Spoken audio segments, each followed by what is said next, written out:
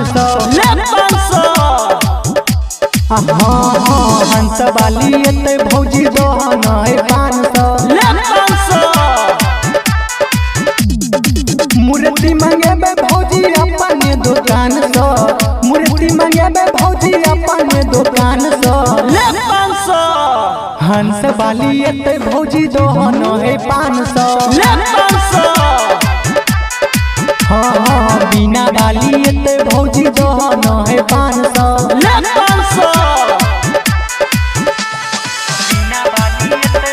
Recording by SS recording studio Bajipur मलीगंज।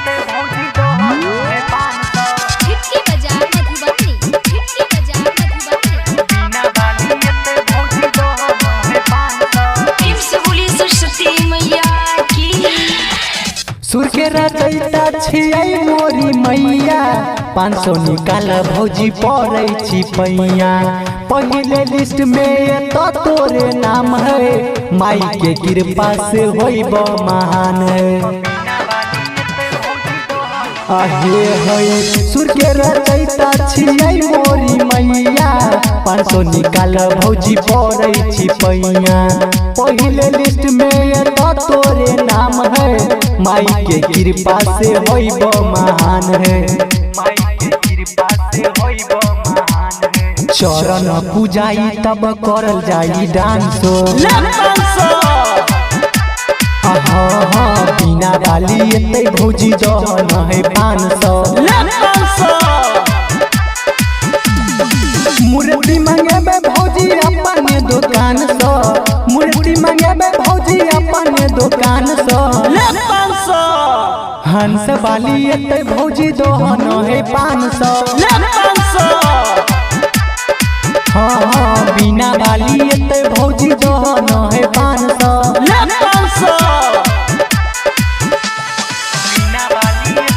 Recording by SS recording studio Bajipur मलीगंज।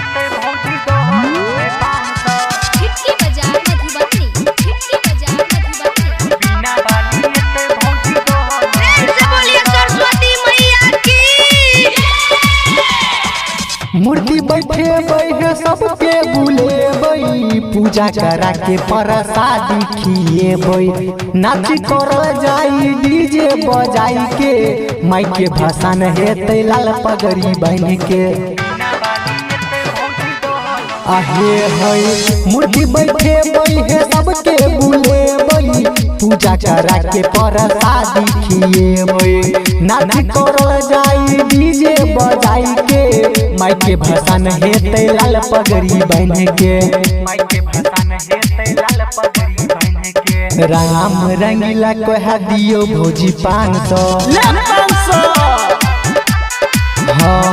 Saraswati मैया एते दियो भौजी 500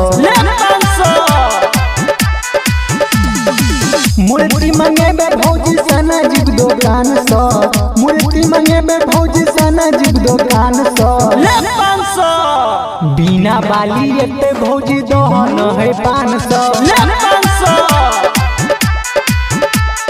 सरस्वती मैया